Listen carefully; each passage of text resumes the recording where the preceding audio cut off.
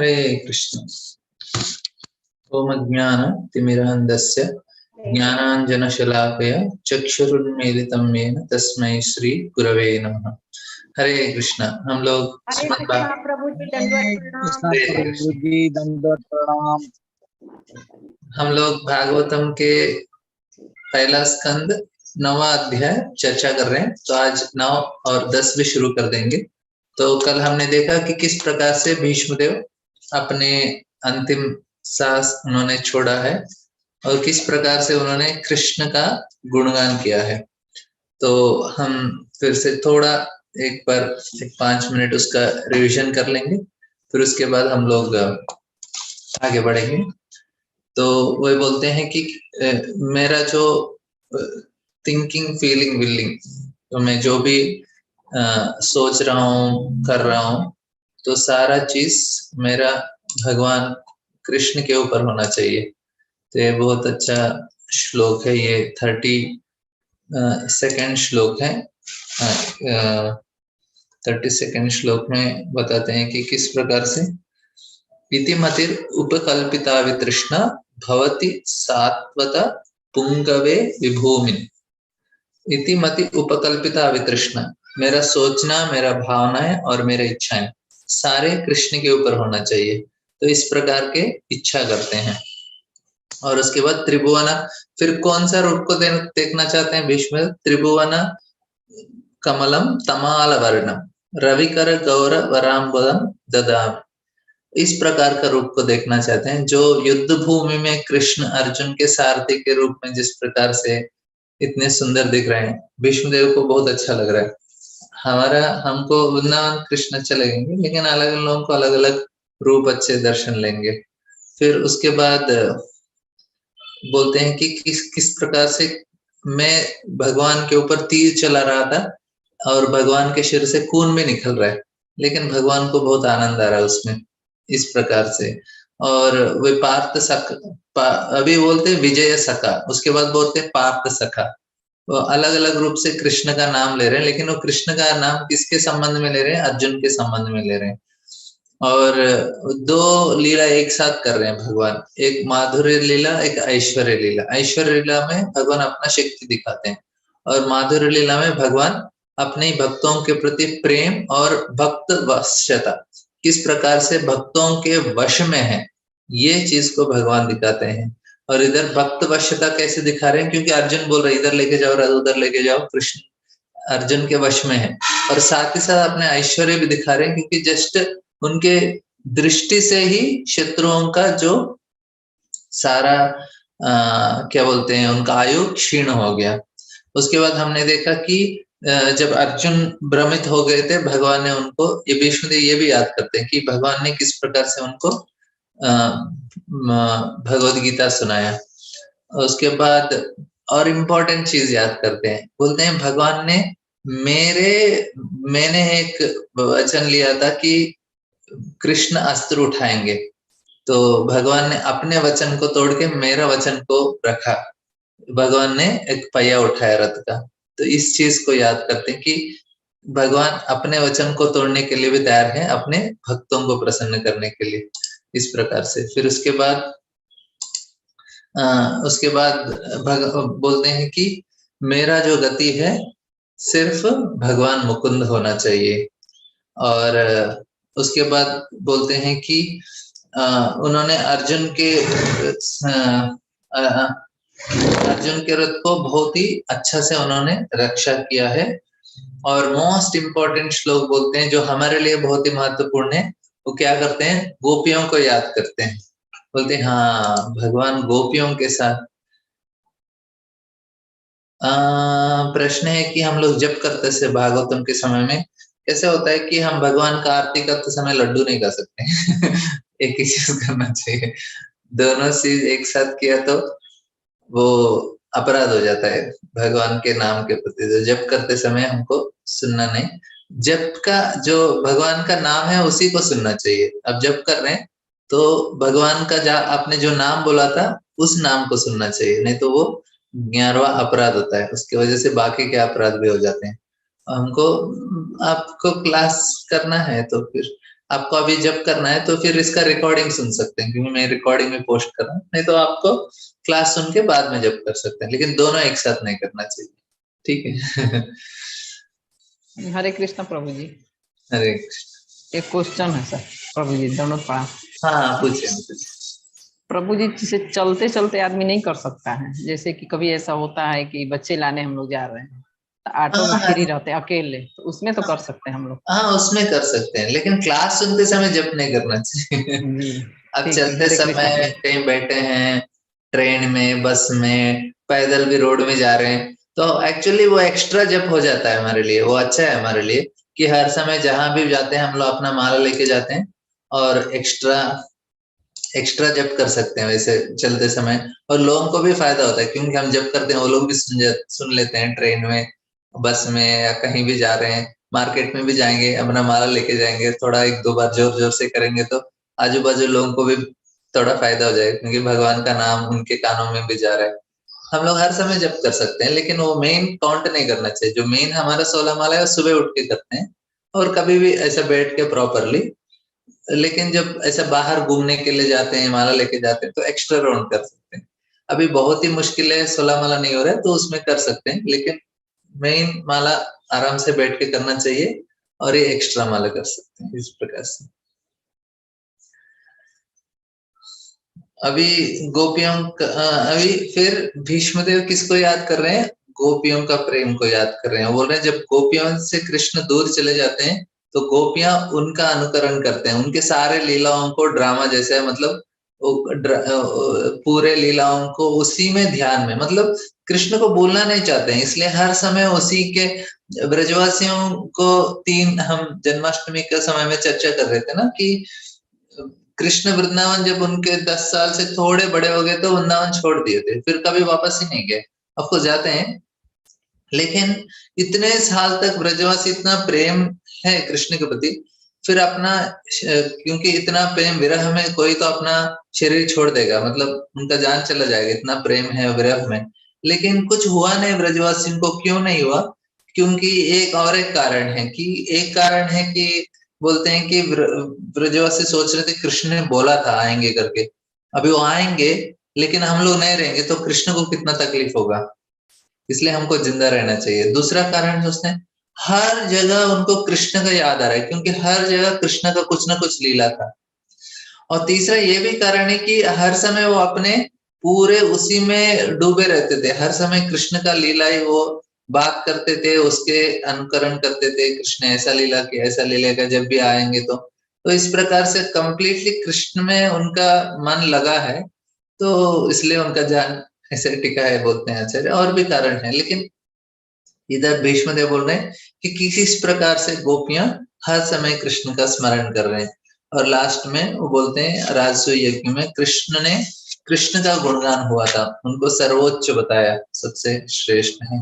और ये बोलते बोलते लास्ट भीष्मदेव अपना मन, अपना वाच और सारे कार्यों को कृष्ण में नियंत्रित करते हुए वे अपना सांस छोड़ देते हैं, अंतिम सांस। तो कितना स्पेशल है भीष्मदेव का शरीर छोड़ना। तो हमको बार बार सुनने से हमारे अंदर भी थोड़ा इच्छा जागृत होगा, शायद हमें भी ऐसा हम भी अपना एग्जाम पास हो जाएंगे।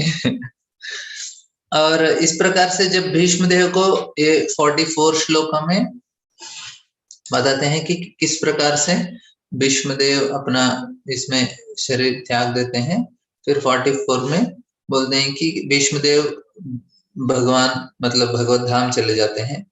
बोलते हैं कि भगवान वैकुंठ में जाते हैं, और जिसमें भगवान पार्थ सारथी के रूप में है, क्योंकि वो रूप के ऊपर उनका बहुत लगाव है। तो जिस प्रकार से हमारा इच्छा है उस रूप में भगवान उधर प्रकट होते हैं। कोई नरसिंह देव का अच्छा भक्त है तो वैकुंठ जाएंगे, तो उधर वैकुंठ में नरसिंह देव का एक वैकुंठ है, जो सारे नरसिंह देव के भक्त हैं उधर पहुंच जाते हैं। कोई साकेत धाम है, जो भगवान राम के भक्त हैं वे सारे भगवान राम के धाम चले जाते हैं, उधर एक वैकुंठ है साकेत धाम जिधर भगवान राम है। उसी प्रकार से कृष्ण के भी 3 लोक हैं, एक द्वारका है, मथुरा है, गोलोक है। जो कृष्ण को द्वारकाधीश के रूप में पूजा कर सेवा करते हैं, वो द्वारकाधीश उधर जाते हैं। कोई मथुराधीश के रूप में तो मथुरा में जाएंगे। और जो कृष्ण किसी को लगता है कि हमें भगवान का इस रूप में गोलोक में कृष्ण अपने यशोदा माई का, नहीं तो गोपियों के साथ जिस रूप में है वो रूप में, तो वो लोग गोलोक जाएंगे। जिनको भगवान का माधुर्य भाव के उसमें सेवा करना है तो उधर प्रवेश करते हैं। तो इस प्रकार से अलग। अभी भीष्मदेव कहाँ प्रवेश किए हैं? वे इस द्वारका में, क्योंकि उसमें कृष्ण पार्थसारथी के रूप में भी दर्शन देते हैं। और लोग सोचते हैं कि भीष्मदेव ब्रह्म में लीन हो गए। नहीं, ये गलत है। भीष्मदेव ब्रह्म में लीन नहीं हुए। भीष्मदेव वैकुंठ धाम जाते हैं, जिधर भगवान पार्थसारथी के रूप में है। और जब भीष्मदेव इस प्रकार से अपना शरीर छोड़ते हैं तो 45 में बताते हैं कि किस प्रकार से देवताओं ने और इधर मनुष्यों ने सारे अच्छे वाद्य बजाए और उनका गुणगान किया और फूलों का बरसात हुआ है। क्योंकि ये बहुत ही असाधारण है कि भगवान स्वयं आए हैं और किसी को इतना भाग्य नहीं होता है जितना भीष्मदेव के। इतने महान भक्त होने के कारण और इनका गुणगान भी इस प्रकार से हुआ है। देखिए, दो चीज होता है कुरुक्षेत्र के युद्ध में। एक होता है भगवत गीता का ज्ञान देते हैं कृष्ण, और दूसरा बहुत सारे लोग इसको जो क्या बोलते हैं विष्णु सहस्त्रनाम गाते हैं, वो भीष्मदेव ने बताया। तो ये दोनों चीज बहुत फेमस है, एक विष्णु सहस्त्रनाम है, एक भगवत गीता। और दोनों कुरुक्षेत्र के संग्राम में, एक अर्जुन के साथ हुआ, एक भीष्मदेव बताते हैं। और इसके बाद इनका जो अंतिम क्या बोलते हैं लास्ट राइट्स, वो स्वयं युधिष्ठिर महाराज करते हैं। बोलते हैं कि इतना बड़े योग्य व्यक्ति हैं भीष्म, और उनको करने के लिए उतना योग्य व्यक्ति चाहिए। अंतिम जो क्रियाएं हैं, और वो कौन करते हैं? उतने योग्य युधिष्ठिर महाराज करते हैं। इस प्रकार से प्रभुपाद बताते हैं कि क्योंकि उतना लेवल का व्यक्ति नहीं किया तो वो एक तरह से इंसल्ट होता है। तो युधिष्ठिर महाराज भी कोई कम व्यक्ति नहीं है। और इसके बाद और दो लास्ट 47-48 में बताते हैं कि किस प्रकार से सारे ऋषि मुनि उधर आए थे, कृष्ण भगवान का गुणगान करते हैं और कृष्ण का गुणगान करते हुए, उनको स्मरण करते हुए वे अपने अपने जगह लौट जाते हैं। और लास्ट 2 श्लोक में बताते हैं कि महाराज युधिष्ठिर कृष्ण के साथ हस्तिनापुर वापस जाते हैं और धृतराष्ट्र और गांधारी को सांत्वना देने के लिए, क्योंकि वो भी बहुत दुखी हैं, क्योंकि उनके 100 बच्चे मर गए। और लास्ट श्लोक है ये अध्याय का, इसमें बताते हैं कि धृतराष्ट्र के परमिशन से और कृष्ण के आदेश में महाराज युधिष्ठिर राज्य को पालन करने लगे और स्ट्रिक्टली अकॉर्डिंग टू धर्म के अनुसार वे राज चलाने लगे। तो ये हमारा 9वां अध्याय समाप्त हो गया। किसी को कुछ प्रश्न है इसमें?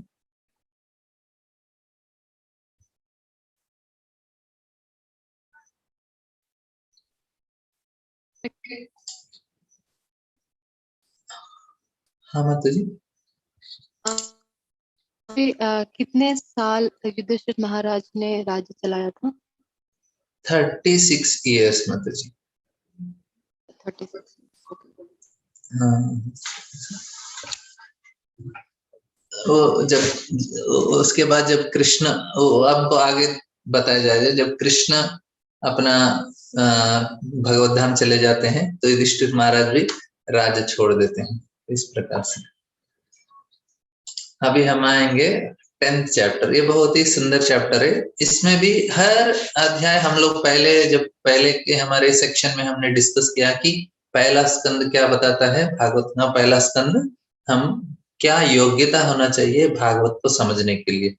तो अधिकार तत्व, पहला स्कंद को क्या बोलते हैं? अधिकार तत्व। अधिकार क्या होना चाहिए, किस प्रकार से कौन योग्य है भागवत सुनने के लिए। तो हम इसमें चर्चा कर रहे थे कि जो 2 व्यक्तियों का, 3 हमने डिस्कस किया, 3 लोगों का वार्तालाप हो रहा है। पहला होता है सूत गोस्वामी और सौनकादि ऋषि, दूसरा है नारद मुनि व्यास, नारद मुनि और भक्ति वेदांत, तीसरा है परीक्षित महाराज और सुखदेव गोस्वामी। तो 3 लोगों के बीच में वार्तालाप है। लेकिन जो पहला है सूत गोस्वामी सौनकादि ऋषि, सौनकादि ऋषि सारे लोग शुद्ध भक्त नहीं है और उनके अंदर भी भौतिक इच्छाएं कुछ हैं, तो वो हमारे जैसे भक्तों के लिए वो लागू होता है, क्योंकि हमारे लिए भी कुछ होप है कि हम भी बोल सकते हैं हाँ मेरे लिए भी कुछ आशा बचा है, क्योंकि मेरे अंदर भी मैं शुद्ध नहीं हूँ, फिर भी मैं भागवत सुन के मैं उससे प्रगत में आगे बढ़ सकता हूँ। तो दूसरा है नारद मुनि और व्यासदेव। तो दोनों के बीच में वे भी, नारद मुनि भी बहुत ही योग्य हैं और व्यास महर्षि भी बहुत ही अनासक्त हैं, लेकिन उनसे भी ज्यादा परीक्षित महाराज और सुखदेव गोस्वामी। और इसमें भी सुखदेव गोस्वामी के बारे में जब बताते समय सिर्फ कुछ ही श्लोकों में सुखदेव गोस्वामी का गुणगान किया जाता है कि कितने विरक्त हैं, क्योंकि जब अपने माँ के गर्भ से बाहर निकलते ही वे जंगल में चले जाते हैं और व्यास महर्षि उनके पीछे दौड़ने लगते हैं, ये पुत्रा पुत्रा करके, सिर्फ पेड़ों का आवाज वापस निकलता है, लेकिन सुखदेव गोस्वामी वापस नहीं आते, क्योंकि बचपन से बहुत ही विरक्त हैं। व्यास महर्षि बोल रहे थे अरे मुझे कुछ संस्कार करने दो आपके लिए, आप अभी पैदा हुए हो। सुखदेव गोस्वामी किसी चीज के ऊपर आसक्त नहीं थे, पहले से वो ब्राह्मण में पूरे ब्रह्म ज्ञानी थे। और फिर लेकिन उससे भी इम्पोर्टेंट, मतलब सुखदेव गोस्वामी तो भागवत के वक्ता हैं, लेकिन जो श्रोता, जो सुनने वाले हैं, वे परीक्षित महाराज है। और परीक्षित महाराज का बारे में बताने के लिए 7वें अध्याय आधे से शुरू होके 19 अध्याय तक परीक्षित महाराज के बारे में बताया जाता है, क्योंकि ये इम्पोर्टेंट क्या है कि कैसे योग्यता, क्या योग्यता होना चाहिए सुनने के लिए, क्योंकि बोलना है ठीक है, लेकिन सुनने के लिए बहुत ही इम्पोर्टेंस है। अभी परीक्षित महाराज के बारे में बताने के लिए पहले उनके बारे में बताते हैं जन्म कैसे होता है। तो उसके लिए अश्वत्थामा का कहानी बताते हैं कि अश्वत्थामा ने गर्भ में ही परीक्षित को मारने का प्रयास किया, तो उत्तरा भगवान कृष्ण से प्रार्थना करती हैं और भगवान परीक्षित महाराज को बचाते हैं उत्तरा के गर्भ में। यह 7वें अध्याय में हमने सुना। उस समय उसके साथ हमने द्रौपदी का, उत्तरा का, इनका भी महानता हमको उसमें समझ में आया 7वें अध्याय, क्योंकि इस प्रकार से अश्वत्थामा को माफ कर देते हैं द्रौपदी। और 8वें अध्याय में कुंती महारानी का, अभी परीक्षित महाराज को बताने के लिए कुंती महारानी का क्यों, क्योंकि बताना चाहते हैं सूत गोस्वामी किस प्रकार के वंश में परीक्षित महाराज का जन्म हुआ, कैसे कैसे भक्त हैं जो कुरुवंश में हैं, कितने महान भक्त हैं। और कुंती महारानी का प्रार्थना सुनने से कुंती महारानी कितने महान भक्त हैं वो समझ में आएगा। और उसी वंश के उनसे पहले जो भीष्म है, अभी भीष्म को देखा कि किस प्रकार से उन्होंने अपना शरीर छोड़ा है और कितने महान भक्त हैं कि स्वयं कृष्ण आते हैं उनको विदाई देने के लिए, एक तरह से कि आप अपना शरीर छोड़ रहे, मैं आपके साथ खड़ा रहता हूँ। तो कितना महान व्यक्ति हैं भीष्म देव, तो ये चीज समझा जाता है। फिर उसके बाद अभी आगे बढ़ते हुए कि जो मथुरा सॉरी इधर हस्तिनापुर के अलग अलग लोगों के बारे में उनके प्रार्थनाएं हैं, ये और नेक्स्ट अध्याय एक तरह से बोलते हैं कि ये क्योंकि सूत गोस्वामी बताते बताते वे भी बहुत ही भावुक हो गए, मतलब एक तरह से कृष्ण के लीला में निमग्न हो गए और कृष्ण के बारे में बोलने लगे और ज्यादा। ये 2 अध्याय में डायरेक्टली कृष्ण के बारे में बताया जाता है। ऑफकोर्स सारे अध्याय कृष्ण के बारे में डायरेक्टली हैं, 8th 9th 10th 11th, क्योंकि उन्हीं का गुणगान हो रहा है। तो श्रीमद् भागवतम में हर स्कंद में डायरेक्ट कृष्ण का गुणगान होता है, हर स्कंद में कहीं ना कहीं, दूसरे में तीसरे में कहीं ना कहीं डायरेक्ट कृष्ण का लीला। हालांकि कृष्ण का जो विषय है वो 10वां स्कंद आश्रय है, लेकिन हर भागवत के 10 विषय हैं।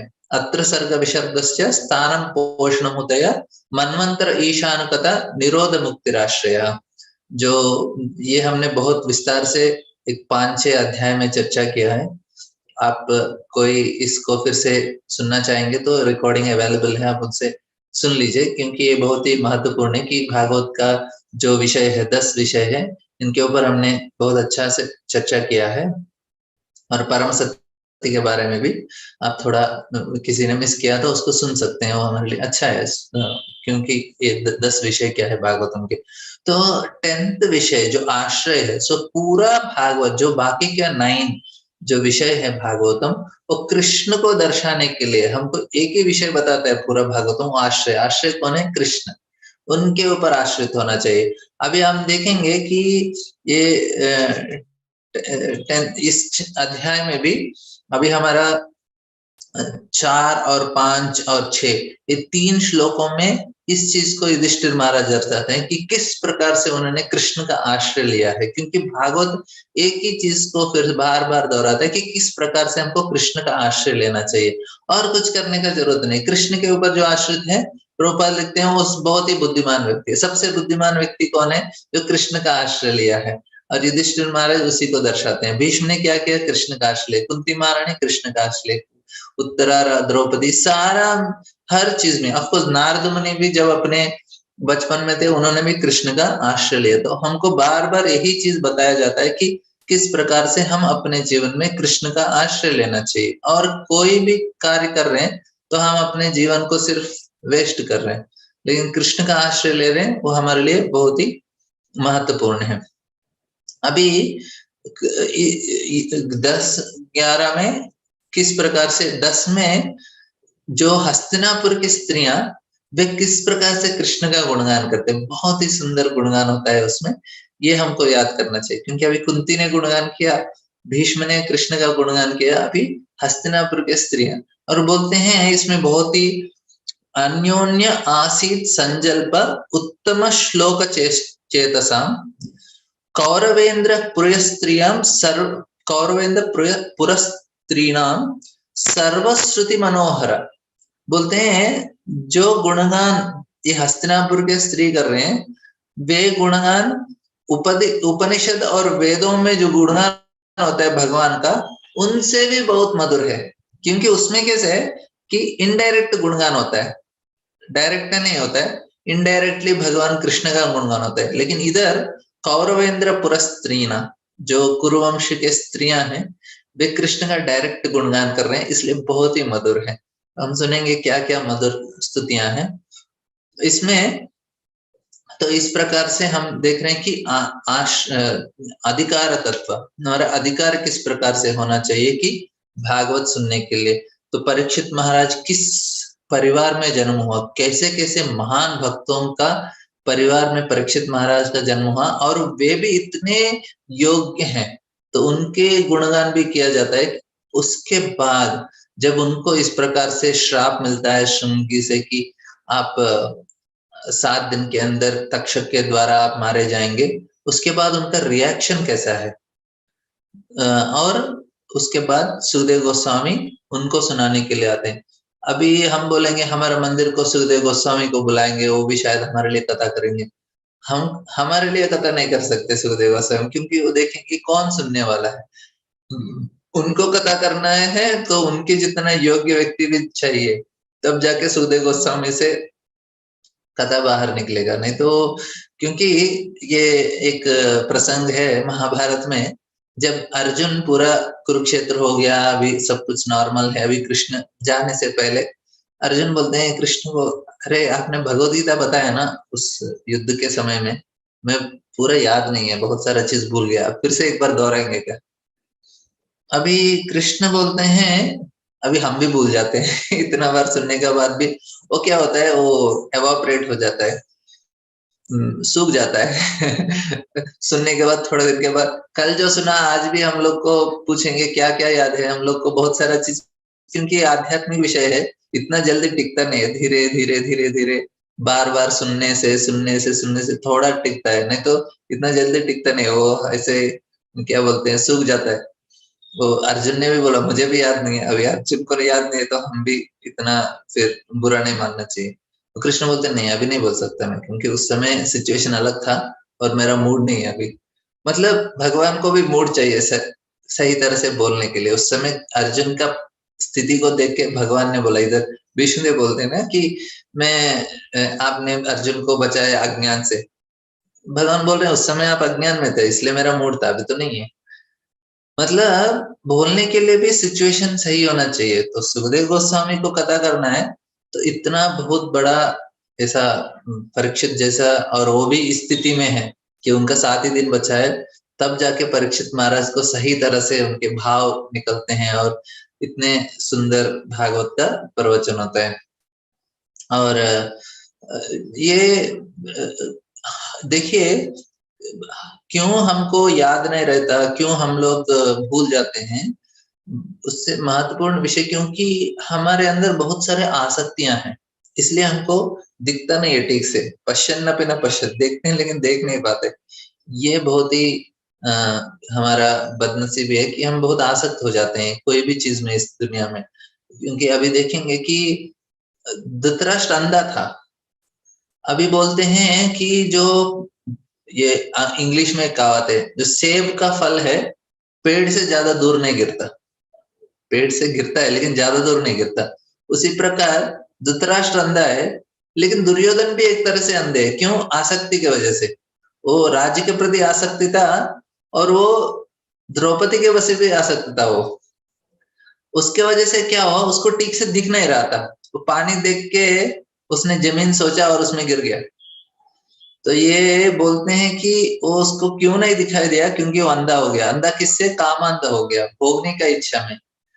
जब हमारे जीवन में भी जब तक हम आसक्त हो जाते हैं, आसक्त मतलब कोई भी चीज हम भोग रहे हैं तो उसमें हम लोग उसके ऊपर वो नियंत्रण करने का जो इच्छा है, वो बहुत ईश्वर बनने का इच्छा हमको बहुत ज्यादा है। इसलिए हम लोग भोगने का प्रयास करते हैं दुनिया में, नहीं तो भोगने का प्रयास नहीं करेंगे। क्योंकि मुझे लगता है मुझे कंट्रोल करना चाहिए, मुझे भोगना चाहिए, मुझे वो ईश्वर भाव है। ईश्वरोहम हम भोगी सिद्धोहम भलवान सुखी। तो ईश्वर भाव है, जब तक ये नहीं हटेगा। और ईश्वर भाव का एग्जैक्ट ऑपोजिट क्या होता है? सेवा भाव होता है। नहीं, मैं ईश्वर नहीं हूँ, मुझे सेवा करना है, भगवान गोविंद जी का सेवा करना है। इस प्रकार का भाव होना चाहिए हमारे अंदर। तो ईश्वर भाव हमारे लिए बहुत ही, इसलिए हमें भौतिक दुनिया में है। जब हमारा सेवा भाव आ जाता है हम आध्यात्मिक दुनिया चले जाएंगे तुरंत, ज्यादा टाइम नहीं लगेगा। लेकिन वो भाव आने के लिए बहुत टाइम लगता है, इसलिए बार बार सुनते सुनते। अभी इधर किसका गुणगान हो रहा है? कृष्ण का गुणगान हो रहा है, हमारा कोई गुणगान ही नहीं कर रहा है इधर, फिर भी हम बैठे हैं। क्योंकि ये सेवा है, भगवान के बारे में कथा का सुनना सेवा है, भगवान का नाम जप करना सेवा है, भगवान का प्रसाद लेना भी सेवा है। ये हमारे लिए अच्छा है प्रसाद है इसलिए हमें भक्ति चल रही है। और भगवान का उनके विग्रह, उनका फोटो, उनको आरती करना, इस प्रकार का सेवा है। तो सेवा करने का इच्छा होना चाहिए हर समय, और जब करते हैं उसका अर्थ भी है भगवान मुझे आपका सेवा में लगाइए। तो इधर हम देखेंगे कि पूरे भागवत पहला स्कंद हमको हमारा, हम किस प्रकार, अभी परीक्षित महाराज का क्या योग्यता है? उनका अनासक्त रहना। अनासक्त रहने से हमको ठीक से समझ में आता है और ठीक से दिखता है सारा चीज। आसक्त होने से अंधे हो जाते हैं। धृतराष्ट्र अंधे हैं, दुर्योधन भी अंधा हो गया था। अंधा क्यों हुआ? क्योंकि आसक्त हो गया था। हमें जब तक अपने आसक्तियों से हम दूर चले जाते हैं तब हम लोग सही चीज सही तरह से समझ सकते हैं। और इधर पहला प्रश्न शौनकाद ऋषि पूछते हैं कि जब इतने सारे राजाओं को जब युधिष्ठिर महाराज तो फिर उनका मतलब मारे जाते हैं, और किस प्रकार से महाराज युधिष्ठिर इस राज्य का पालन करते हैं। और उसके बाद बोलते हैं और उनके भाइयों के द्वारा, और बोलते हैं शायद इतने अनियंत्रित चेतना से नहीं कर सकते होंगे। सो उनको लगा कि कुछ ना कुछ बाधाएं आएंगे उनका सेवा में, इस प्रकार से। तो सुत गोस्वामी उसका समाधान देंगे। कोई इसका अनुवाद पढ़ना चाहेंगे? जी प्रभु जी, हरे कृष्ण। हरे कृष्ण। सुत गोस्वामी ने कहा कि विश्व के पालनकर्ता भगवान श्री कृष्ण महाराज युधिष्ठिर को उनके साम्राज्य में पुनः प्रस्थापित करके एवं क्रोध की दवाग्नि से विनष्ट हुए कुरुवंश को पुनर्जीवित करके अत्यंत प्रसन्न हुए। हरे कृष्ण प्रभु। दूसरा भी पढ़ लीजिए मतलब। भीष्म देव तथा अच्युत भगवान श्री कृष्ण ने जो कुछ कहा था उसे प्रबुद्ध होकर महाराज युधिष्ठिर परिपूर्ण ज्ञान विषयक मामलों में व्यस्त हो गए, क्योंकि उनके सारे संदेह दूर हो चुके थे। इस प्रकार उन्होंने पृथ्वी तथा सागरों पर राज किया और उनके छोटे भाई उनका साथ देते रहे। हरे कृष्ण हाँ, प्रभु। तो कृष्ण और भीष्म का उपदेश लेके उन्होंने इस प्रकार से पालन किया। सारे जमीन पर और समुद्र के ऊपर भी उनका कंट्रोल था। तो ये युधिष्ठिर महाराज का। अभी नेक्स्ट श्लोक बहुत ही अच्छा श्लोक, मतलब नेक्स्ट 2 श्लोक बहुत ही महत्वपूर्ण है हमारे लिए समझना, कि इसमें प्रभुपाद अच्छे विषय बताते हैं। कोई इसका अनुवाद पढ़ना चाहेंगे? हरे कृष्णा प्रभु हम जी। पढ़े प्रभु हाँ, जी? बढ़िया। ठीक है, पढ़िए माता जी, पढ़िए। महाराज युधिष्ठिर के राज्य में बादल लोगों की आवश्यकता अनुसार पानी बरसाते थे और पृथ्वी मनुष्यों की समस्त आवश्यकताओं को प्रचुर यात्रा में उत्पन्न करती थी। दूध से भरे थनों वाली तथा प्रसन्न चित्त वाली गाय अपने दूध से चरागाह को सिक्त करती रहती थी। हरे कृष्ण प्रभु जी। हाँ, देखिए इधर तो सही समय में सब कुछ अच्छा से होता है, क्योंकि धर्म से पालन करते हैं तो भगवान भी उसी प्रकार उनको मदद भी करते हैं। और बोलते हैं बादल पानी अपने आप दे रहे हैं सही समय पे। साथ ही साथ बोलते हैं जो गाय उनके दूध भर जाते हैं और पूरा जो जमीन है, बोलते हैं कि कामम वर्ष पर्जन्य सर्व कामा दुगामही शिशुषु सर्व ब्रज गावन पयसो दस्वमती उदा। बोलते हैं कि गाय अपने आप पूरा जमीन को गीला कर रहे हैं दूध से, मतलब एक्स्ट्रा दूध हो गया था, पूरा जमीन गीला हो रहा है। हम सोच भी नहीं सकते कि इतना दूध आ रहा है उनको कि वो जमीन गीला हो रहा है दूध से। इस प्रकार से युधिष्ठिर महाराज का राज चला। ये हम लोग बोलते हैं धर्मराज चाहिए, धर्मराज चाहिए तो धर्म के साथ चलना भी चाहिए। युधिष्ठिर महाराज इतने धर्म का पालन किया कि सारा चीज इस प्रकार से हो रहा है।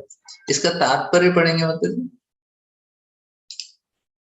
प्रभु जी, इसका तात्पर्य पढ़िए। आर्थिक विकास का मूल सिद्धांत भूमि तथा गायों पर केंद्रित है। अन्न, फल, दूध, खनिज, वस्त्र, ईंधन इत्यादि मानव समाज की आवश्यकताएं हैं। शरीर की भौतिक आवश्यकताओं की पूर्ति के लिए मनुष्य को इन्हीं वस्तुओं की आवश्यकता पड़ती है। निश्चित ही मनुष्य को मांस और मछली या लोहे के औजार तथा यंत्र नहीं चाहिए। महाराज युधिष्ठिर के शासन काल में संपूर्ण संसार में नियमित वर्षा होती थी। वर्षा मनुष्य के नियंत्रण में नहीं होती। स्वर्ग का राजा इंद्रदेव वर्षा का अधिष्ठा है और वह श्री भगवान का सेवक है। जब राजा तथा राजा के अधीन लोग श्री भगवान की आज्ञा का पालन करते हैं, तब आकाश से नियमित वर्षा होती है और यही वर्षा पृथ्वी पर विविध प्रकार की उपजों का कारण है। नियमित वर्षा से न केवल प्रचुर धान्य तथा फल उत्पन्न होते हैं, अपितु जब नक्षत्रों के साथ वर्षा का संयोग बैठता है तो बहुमूल्य रत्न तथा मोती बहुतायत से उत्पन्न होते हैं। अनाज तथा फल सब्जियां से मनुष्य तथा पशुओं का भरण पोषण होता है और मोटी ताजी गाय भरपूर दूध देती हैं, जिससे मनुष्य को बल तथा जीवनी शक्ति मिलती है। यदि प्रचुर मात्रा में दुग्ध, अन्न, फल, कपास, रेशम तथा रत्न हो तो फिर मनुष्यों को सिनेमा, वैश्यालयों, पशुवध केंद्रों इत्यादि की आवश्यकता क्यों पड़ती है? सिनेमा, कार, रेडियो, मांस तथा होटलों के कृत्रिम विलास जीवन की क्या आवश्यकता है? क्या इस सभ्यता के ने एक दूसरे से व्यक्तिगत एवं राष्ट्रीय स्तर पर लड़ते रहने के अतिरिक्त और कुछ भी दिया है?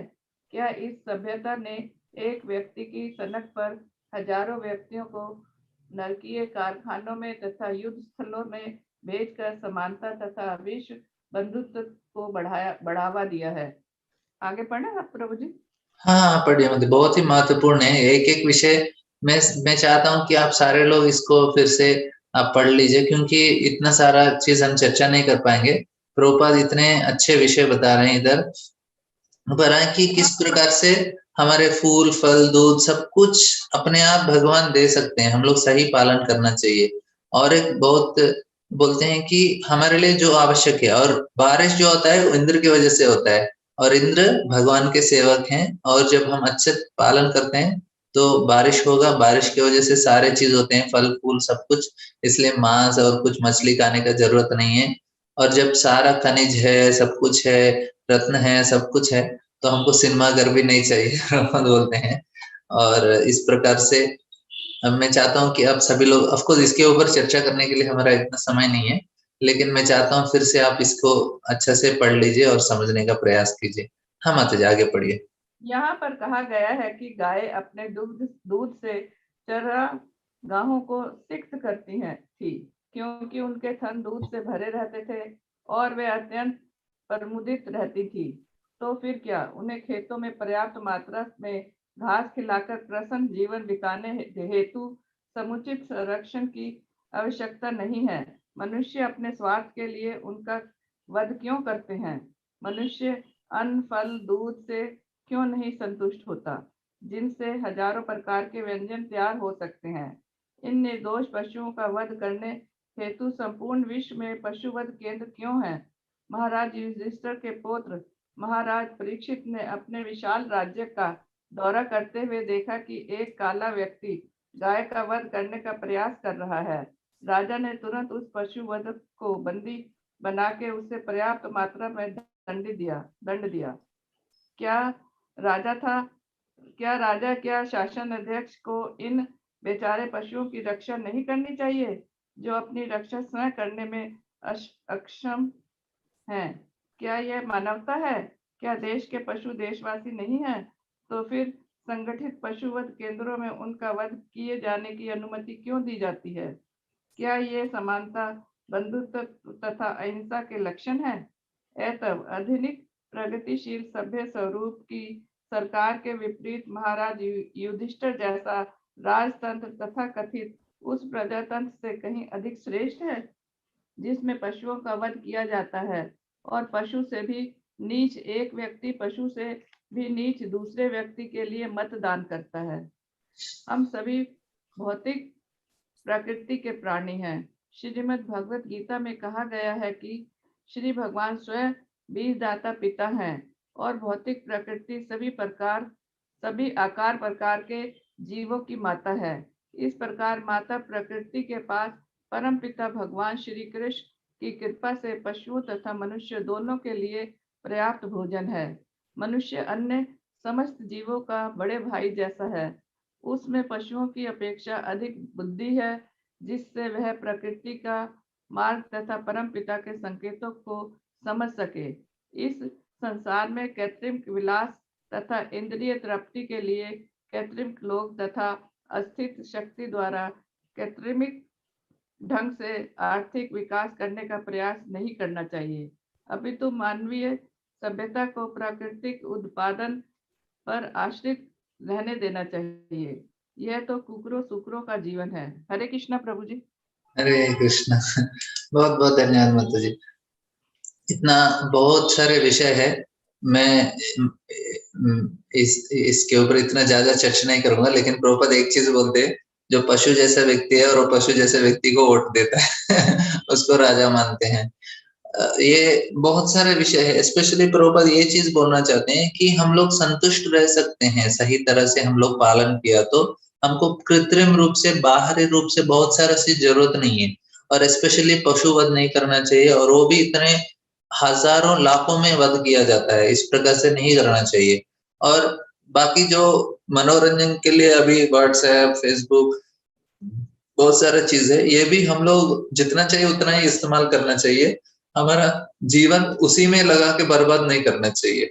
वो हमारे लिए जरूरी है, अभी तो इस काल में ये चीज जरूरी है, क्योंकि हम लोग जूम में बैठ के भागवत कथा कर रहे हैं, लेकिन हम लोग उसको सही इस्तेमाल करना चाहिए। उससे गलत इस्तेमाल करके हमारा जीवन बर्बाद नहीं करना चाहिए। क्योंकि क्या होता है कि असत वार्ता वेश्या शत्रु, बोलते हैं कि हम लोग असत वार्ता, जो चीज जरूरत नहीं उसको सुनते हैं, वो हमारे चेतना में बहुत सारा परिवर्तन लाता है, जो हमारे लिए बहुत ही हानिकारक है। क्योंकि हमको इतिमति उपकल्पिता वितृष्णा, हमारा मन, हमारा जो इच्छाएं हैं, हमारे जो भावनाएं हैं, हमारे जो सोच है, सारा कृष्ण के ऊपर लगना चाहिए। लेकिन इतना सारे विषय सुनेंगे। एक्चुअली मेरे पास तो न्यूज़ नहीं है, कुछ नहीं है, लेकिन मैं लोगों का स्टेटस सुन के न्यूज़ पता चल जाता है। 1-2 लोग हैं जो अपना स्टेटस में कुछ ना कुछ डाल देते हैं, तो पता चलता है इधर ये हो रहा है, इधर हो रहा है। मैं कभी-कभी सोचता हूँ उनका ब्लॉक करने के लिए, लेकिन उसमें क्या है वो भगवान का फोटो भी डाल देते हैं।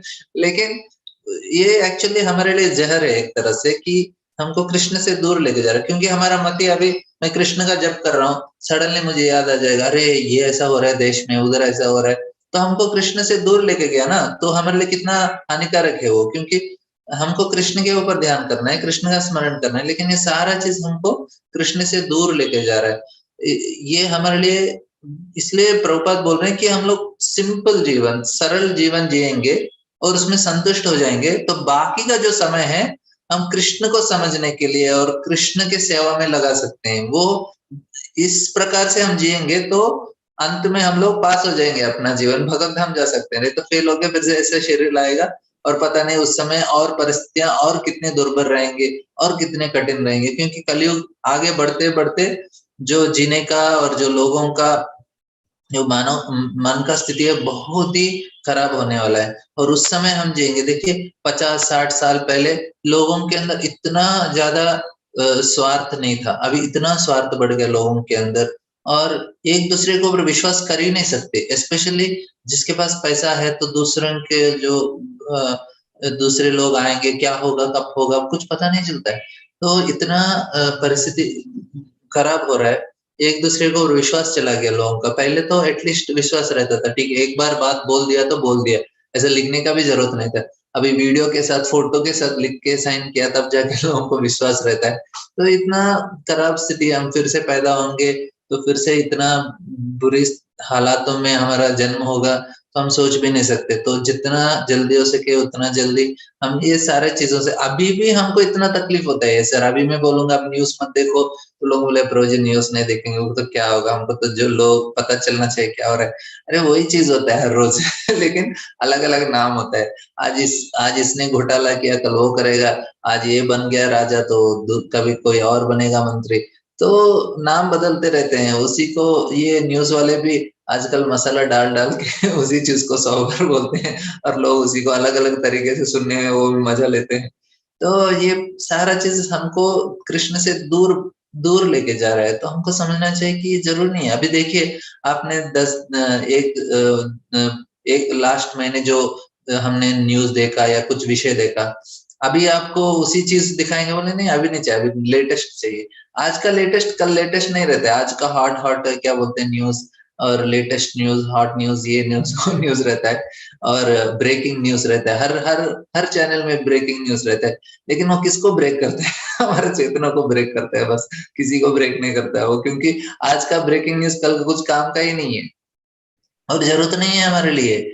दूर रहना चाहिए सारे चीजों से, अपने आप को बचाना चाहिए। ये सिर्फ हमको ये माया का एकदम बराबर अरेंजमेंट है कि हमको कृष्ण से दूर लेके जाने के लिए, हम अपने आप को बचाने का। अभी भागवत सुन रहे हैं तो इस अभी क्या करना चाहिए, सुनने के बाद अभी जो हमने श्लोकों का अनुवाद पढ़ा है लेकिन उसका तात्पर्य नहीं पढ़ा, जो पूरे तात्पर्य पढ़ सकते हैं।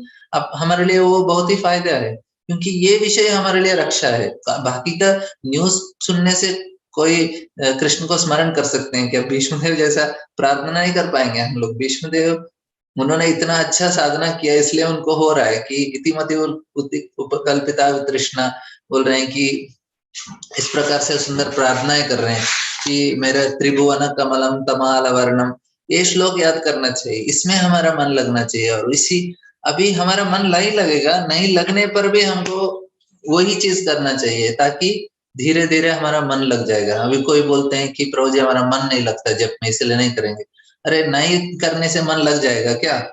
बोल रहे मन नहीं लग रहा है इसलिए जप नहीं करेंगे, लेकिन जप नहीं करेंगे तो मन लग जाएगा? नहीं लगेगा। नहीं लगना, नहीं लगा तो भी आप करना चाहिए, धीरे धीरे लग जाएगा वो, एक न एक दिन भगवान कृपा करेंगे। लेकिन हमको प्रयास तो करना चाहिए, और प्रयास, और जो चीज हमको कृष्ण से दूर लेके जाता है उनसे दूर रहने का प्रयास करना चाहिए, पहला चीज ये। और दूसरा क्या है, दूसरे लोग बोलते रहते हैं, फोन आता है, 1.5 घंटा उसी में जाता है, और क्या बात चलता है, उसका ये बात है, इसका ये हुआ, उसका ये हुआ, पड़ोसी का ये मौसी का ये, उसका वो।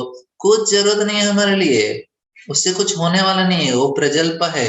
प्रजल्पा को वेश्या की तरह बोला है। वेश्या क्या करती है, पूरे हमने कमाया वो पूरा धन ले लेती है। उसी प्रकार इस प्रजल्पा क्या करते हैं, हमारा जो चेतना है कृष्ण के ऊपर हम लगाना चाहते हैं, सारा चीज को हर लेती है। तो कितना हमारे लिए हानिकारक है। इसलिए किसी के दूसरे के बारे में हमको बुरा सुनने से सबसे सबसे नुकसानदायक है, सबसे ज्यादा नुकसानदायक है। चैतन्य महाप्रभु बोलते हैं आप हरिनाम करो, किसी का निंदा मत करो, बस अब भगवत धाम चले जाएंगे। तो हम लोग को किसी को फोन कर रहे हैं तो सोच समझ के करना चाहिए कि इसको फोन करने से मेरा कृष्ण के नजदीक होंगे या दूर हो जाएंगे। ऐसे ही फोन कर देते हैं, ऐसे ही फोन नहीं करना चाहिए, क्योंकि वो हमारा समय बर्बाद होता है। किसी को फोन करना है, शायद आपको लगे कि मेरा उनके साथ अच्छा संबंध होना चाहिए, तो क्या करना चाहिए, फोन करके बोलने का हम लोग ना आधा घंटा कृष्णा बुक पढ़ेंगे तो भागवत पढ़ेंगे। तो आपको अच्छा संबंध भी है, क्योंकि आधा घंटा आप कृष्ण बुक पढ़ रहे हैं और आधा घंटा उनके साथ समय भी अच्छा हो गया।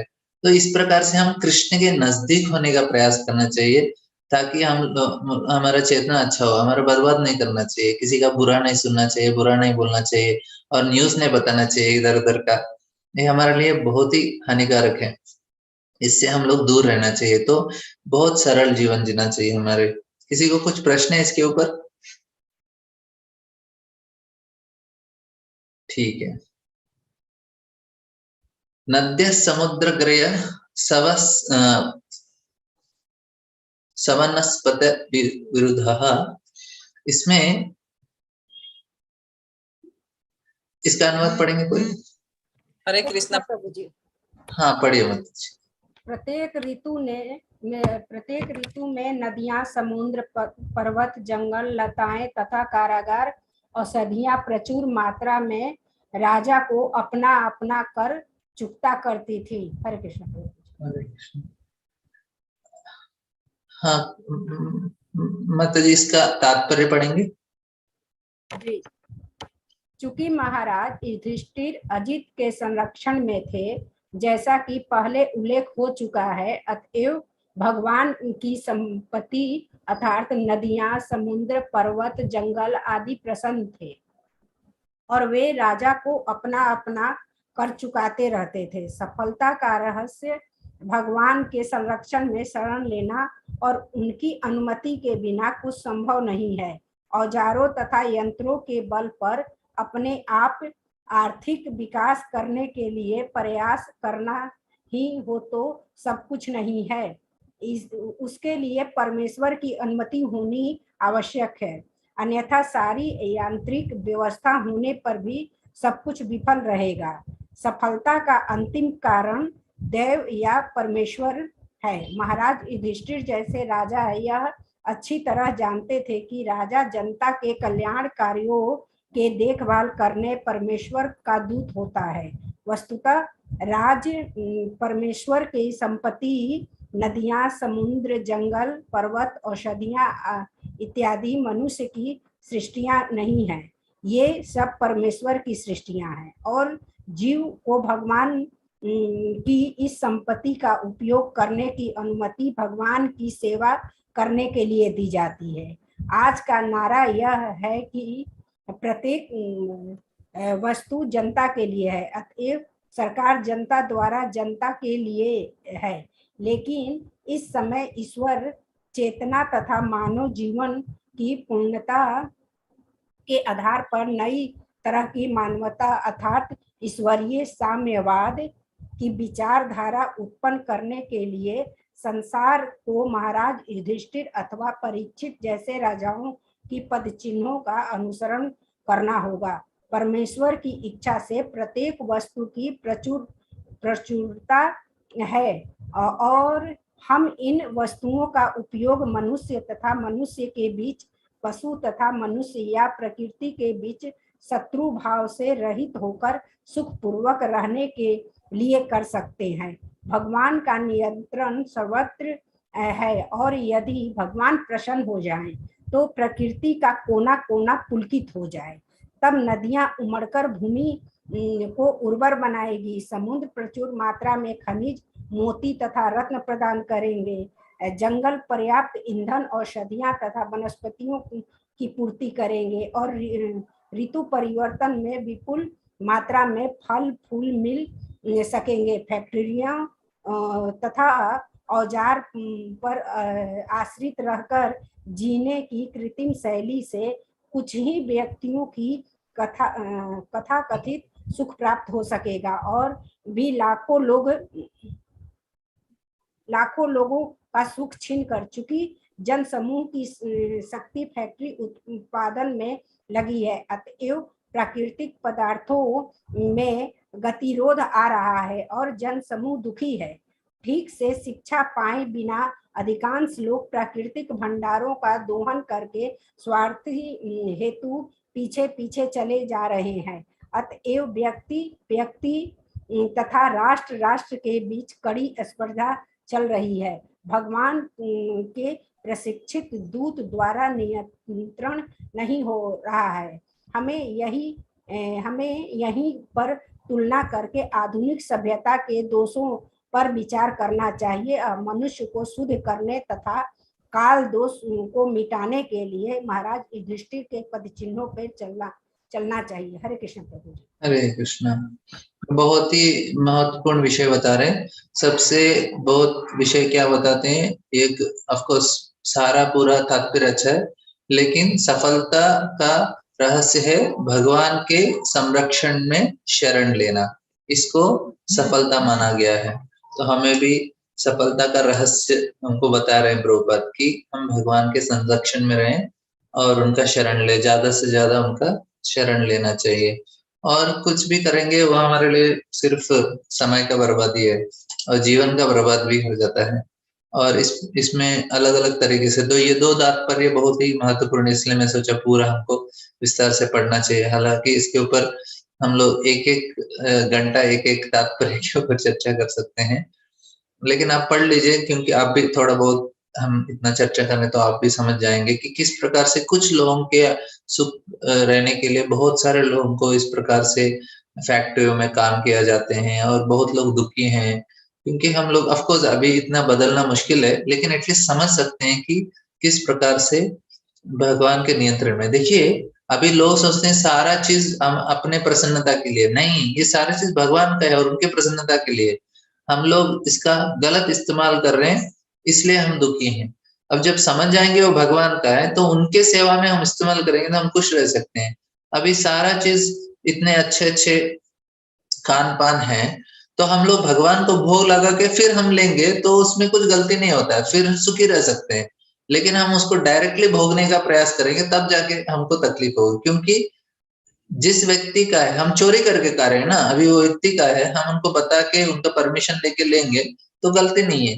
और भगवान देना भी चाहते हैं, सिर्फ भगवान क्या बोलते हैं, एक्नॉलेज करो, मतलब आप सिर्फ आप समझो कि वो मेरा है, तब जस्ट उतना में आप कर्म से मुक्त हो जाएंगे। अभी छोटे बच्चों को पहला जो लेसन पाठ सिखाते हैं माता पिता, क्या सिखाते हैं, बेटा थैंक यू बोलो। कोई कुछ देता है तो बोलते हैं थैंक यू बोलो, थैंक यू बोलो। उसी प्रकार जब हम भगवान से कुछ लेते हैं तो हमें भी थैंक यू बोलना चाहिए। तो थैंक यू नहीं बोलता फंस जाएंगे हम सभी लोग। अभी हम उदाहरण देते हैं बहुत बार कि अभी कोई चोर है बाहर घूम रहा है, पुलिस को देखने से भी उसको डर लगेगा कि ये मुझे पकड़ेगा क्या। हम जाते हैं पुलिस को देखेंगे, हमको कुछ फर्क नहीं पड़ता है, लेकिन चोर को हर समय डर लगता है। इसी प्रकार हमको ये दुनिया में डर क्यों लग रहा है बार बार, क्योंकि हम चोरी कर रहे हैं भगवान का। लेकिन जब भगवान के ऊपर आधारित रहेंगे और समझेंगे कि भगवान का है, हमें किसी प्रकार का डर नहीं रहेगा। ठीक है, किसी को कुछ प्रश्न है अभी तक का? ठीक है, हम आज यहाँ एंड करेंगे, फिर कल मिलेंगे 6 बजे। बहुत बहुत धन्यवाद आप लोगों का। हरे कृष्णा। अंतरा श्रीमद् भागवत की। हरे कृष्णा प्रभु जी। हरे नहीं हो क्या प्रभु जी? हरे हरे कृष्ण प्रभु जी। हैप्पी एकादशी। हरे कृष्ण। कीर्तन नहीं होगा प्रभु जी आज? मुझे माता जी और एक क्लास है 7 बजे, तो मुझे ठीक। हरे कृष्णा प्रभु जी। ठीक, हरे कृष्णा धन्यवाद प्रभु जी। धन्यवाद।